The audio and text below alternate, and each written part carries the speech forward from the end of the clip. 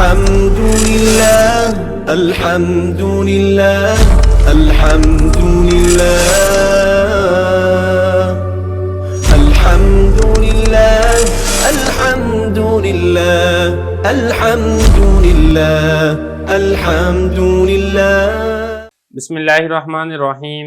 نور العزا کا پہلا باب ہے کتاب الطہارہ، سبق نمبر 12 میں خوش آمدید۔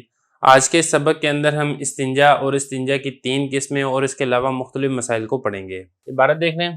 یلزم الرجل الاستبراء حتی یزول اثر البول ویطمئن قلبه علی حسب عادته اما بالمشی او التنحنح او الاستجاء او غیرہ ولا یجوز له الشروع فی الوضوء حتی یطمئن بزوال رشح البول والاستنجاء سنة من نجس یخرج من السبیلین ما لم یتجاوز المخرج وان تجاوز وکان قدر الدرہم وجب ازالته بالماء وان زاد على الدرہم افترض غسله ويفترض غسل ما في المخرج عند الاغتسال من الجنابة والحیض والنفاس وان كان ما في المخرج قليلا وان يستنجي بحجر منق ونحوه۔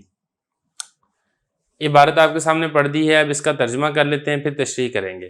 ضروری ہے آدمی پر پاکی حاصل کرنا یہاں تک کہ زائل ہو جائے پیشاب کا اثر اور اس کا دل مطمئن ہو جائے اس کی عادت کے مطابق، یا تو چلنے کے ساتھ یا کھانسنے کے ساتھ یا لیٹنے کے ساتھ یا اس کے علاوہ کسی چیز کے ساتھ۔ جائز نہیں ہے شروع ہونا وضو میں یہاں تک کہ مطمئن ہو جائے پیشاب کے چھینٹوں کے ختم ہو جانے کا، اور استنجا کرنا یہ سنت ہے ناپاکی سے جو کہ سبیلین سے نکلتی ہے جب تک کہ وہ اپنے نکلنے کی جگہ سے تجاوز نہیں کرتی، اور اگر آگے بڑھ جائے اور 1 درہم کی مقدار ہو تو اس کو پانی سے زائل کرنا یہ ضروری ہے، اور اگر 1 درہم سے بڑھ جائے تو اس کا دھونا یہ ضروری ہے، اور فرض ہے دھونا اس ناپاکی کا جو مخرج میں ہے غسل کرتے وقت جنابت سے، حیض سے اور نفاس سے، اور اگر وہ نجاست جو مخرج میں ہے قلیل ہے، اور یہ کہ وہ استنجا کرے گا صاف پتھر کے ساتھ اور اس جیسی کسی اور چیز کے ساتھ۔ عبارت اور ترجمہ ہو چکا ہے، اب چلتے ہیں اس کی تشریح کی طرف۔ دیکھیں 2 لفظ استعمال کیے گئے ہیں، ایک ہے استنجا اور دوسرا ہے استبراء۔ استنجا کہتے ہیں کہ پاکی حاصل کرنا پتھر کے ذریعے سے یا ڈھیلے کے ذریعے سے یا جیسے کسی اور چیز کے ذریعے سے، اور استبراء اس کا مطلب ہے بری کرنا، مطلب اپنے آپ کو پیشاب کے چھینٹوں سے نجات حاصل کرنا، یہ اس کے علاوہ کسی اور چیز کے ساتھ ہو سکتا ہے۔ کچھ چیزیں آگے حضرت نے خود بھی ذکر کی ہیں، وہ یہ ہے کہ پیدل چلنے کے ساتھ بھی بعض اوقات ایسا ہوتا ہے کہ جس کو قطروں کی بیماری ہوتی ہے وہ چلنے سے اس کے جو قطرے آنے ہوتے ہیں وہ اس کو آ جاتے ہیں، تو اس لیے مقصد کہنے کا یہ ہے کہ جب آدمی پیشاب کر کے فارغ ہو تو پیشاب کے بعد جو چھینٹے ہیں ان سے پاکی حاصل کرنا یہ بہت زیادہ ضروری ہے۔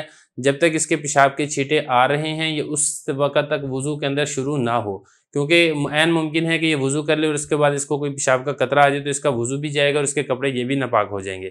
تو یہ فرمایا کہ استبراء کرنا یہ لازم ہے، مطلب اپنے آپ کو پیشاب کے چھینٹوں سے مکمل طور پر پاک کر لینا یہ لازم اور ضروری ہے۔ البتہ اگر کسی کو پیشاب کے قطروں کا مرض اور بیماری نہیں ہے اس کے لیے استنجا کرنا یہ سنت ہے۔ بہرحال استنجا کے 3 حکم ہیں، وہ ہم آگے چل کے پڑھیں گے۔ آگے فرمایا کہ استبراء یعنی اپنے آپ کو پیشاب کے چھینٹوں سے پاک کرنا یہ لازم ہے یہاں تک کہ پیشاب کے چھینٹوں کا اثر ختم ہو جائے اور اس کا دل مطمئن ہو جائے اللہ حسب عادتی، اس کی عادت کے مطابق۔ ہر آدمی کی عادت جدا جدا ہے، کسی کو قطرہ بالکل نہیں آتا، کسی کو 1-2 قطرے آتے ہیں، کسی کو 2-4 منٹ تک قطرے آتے ہیں، کسی کو 5-10 منٹ تک قطرے آتے ہیں، اور کوئی تو ایسا بھی ہوتا ہے جس کو قطروں کی بیماری ہوتی ہے۔ تو مطلب کہنے کا یہ ہے کہ جس آدمی کی جیسی عادت ہو وہ اپنی عادت کے مطابق پاکی حاصل کرے۔ جب اس کو یقین ہو جائے کہ اس کے پیشاب کا قطرہ نہیں رہا باقی اس کی پیشاب کی نالی میں، تو پھر اس کے بعد یہ وضو کے اندر شروع ہو۔ فرمایا کہ اب یہ جو پاکی اس نے اپنے دل کا اطمینان کرنا بعض اوقات چلنے سے ہو جاتا ہے، اور اکثر و بیشتر ایسے ہی ہوتا ہے کہ جس کو بعض اوقات قطروں کا مرض ہوتا بھی ہے وہ تھوڑا سا چل لے تو اس کے جتنے قطرے نکلنے ہوتے ہیں وہ نکل جاتے ہیں۔ یا پھر ایسے بھی ہوتا ہے کہ تنحنح یعنی کھانسنے کے ساتھ، جب آدمی کھانستا ہے تو پھر بعض اوقات ایسا ہوتا ہے کہ اس کے مثانے کے اوپر زور پڑتا ہے اور اگر کوئی قطرہ رہتا ہو تو وہ بھی نکل جاتا ہے۔ یہ اسی طریقے سے لیٹنے کے ساتھ اٹھنے بیٹھنے کے ساتھ، غرض کچھ بھی ہو سکتا ہے، مقصد یہ ہے کہ پیشاب کے قطروں سے نجات اور پاکی حاصل کرنا، اس کے بعد پھر آپ نماز کے اندر شروع ہوں۔ اچھا، اس میں ایک چیز اور سمجھے کہ یہاں پہ رجل آدمی کا ذکر کیا، عورت کا ذکر نہیں کیا، اس لیے کہ پیشاب کے قطروں کی جو بیماری ہے یہ عام طور پر مردوں کو ہی ہوتی ہے، عورتوں کو اس طرح کے مسائل نہیں آتے، لہذا عورتوں کے لیے یہ استنجا کرنا لازم اور ضروری بھی نہیں ہے۔ اور اسی لیے ان کے لیے استبراء کا کوئی اس طرح کا حکم نہیں ہے۔ تو یہ فرمایا کہ لیٹنے کے ساتھ یہ اس کے علاوہ کوئی اور طریقہ کچھ بھی ہو سکتا ہے، بھاگنے کے ساتھ، اٹھک بیٹھک کرنے کے ساتھ، مقصد ہے کہ پیشاب کے قطروں سے آپ پاک ہو جائیں۔ وَلَا يَجُوزُ لَهُ الشُّرُوعُ فِي الْوُضُوءِ، اس کے لیے وضو کے اندر شروع ہونا یہ جائز نہیں ہے یہاں تک کہ مطمئن ہو جائے پیشاب کے قطروں کے زائل ہونے کے ساتھ۔ جب اس کو کلی اطمینان ہو جائے گا کہ اب اس کے پیشاب کے بالکل کسی قسم کے قطرے باقی نہیں رہے ہیں تو پھر یہ وضو کے اندر شروع ہوگا، اس سے پہلے یہ وضو نہیں کر سکتا۔ آگے فرمایا وَالِاسْتِنْجَاءُ سُنَّةٌ مِّن نَجِسٍ يَخْرُجُ مِنَ السَّبِيلَيْنِ۔ اب یہاں سے استنجا کے 3 حکم بیان کیے جا رہے ہیں۔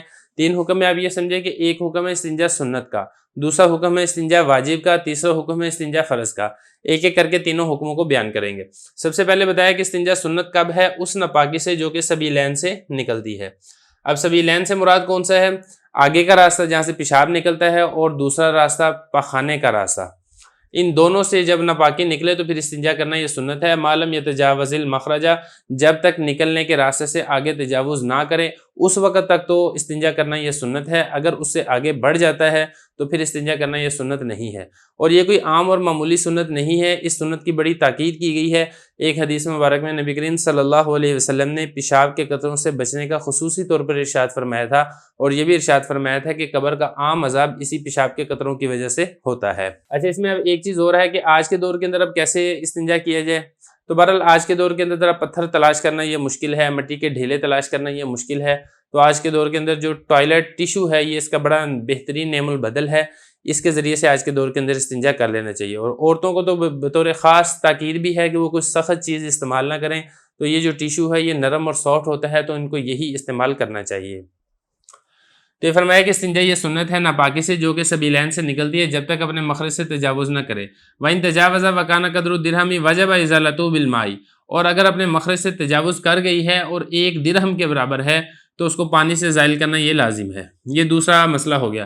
پہلا سنت مسئلہ آپ نے پڑھ لیا ہے کہ جب اپنے سبیلین سے تجاوز نہیں کرتی، اور اگر اپنے سبیلین سے آگے بڑھ جاتی ہے اور 1 درہم کے اندر ہے، 1 درہم ہے، یہ 1 درہم سے کم ہے، تو پھر اس کو پانی سے دھونا یہ واجب اور ضروری ہے۔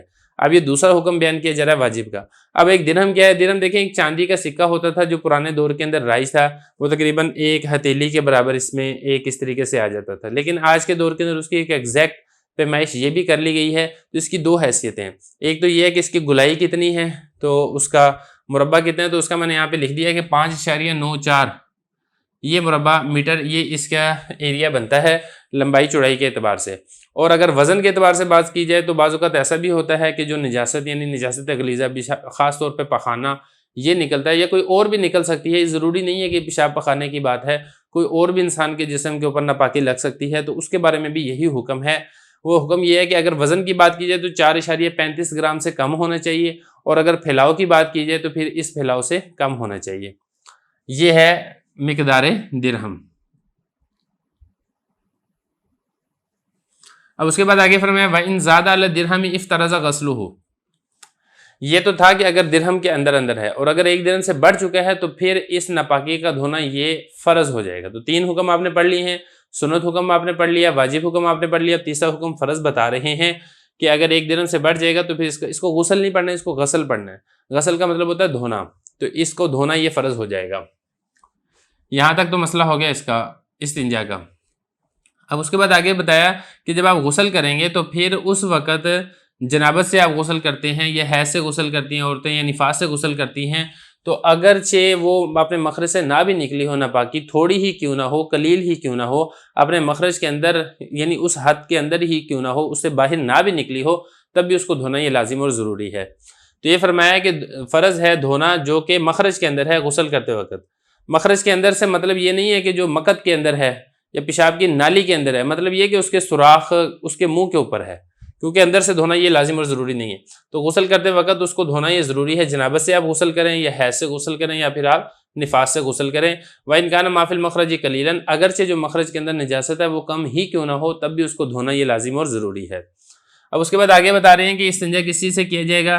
فرمایا کہ استنجا کرے گا حجر، مٹی کے اس کے پتھر کے ساتھ کرے گا، منقن وہ پتھر جو صاف کرنے والا ہو، ورنہ بھی جیسی کوئی اور چیز ہوتی ہے جو جس سے انسان کو صفائی حاصل ہو سکے۔ مٹی کا ڈھیلا تو مٹی کے ڈھیلے سے یہ استنجا کیا جا سکتا ہے، اور آج کے دور کے اندر جیسا کہ میں نے آپ کو بتایا ہے کہ جو ٹوائلٹ پیپر ہے یہ بہت اچھا اس کا نعم البدل ہے، اس کے ذریعے سے استنجا کر لینا چاہیے۔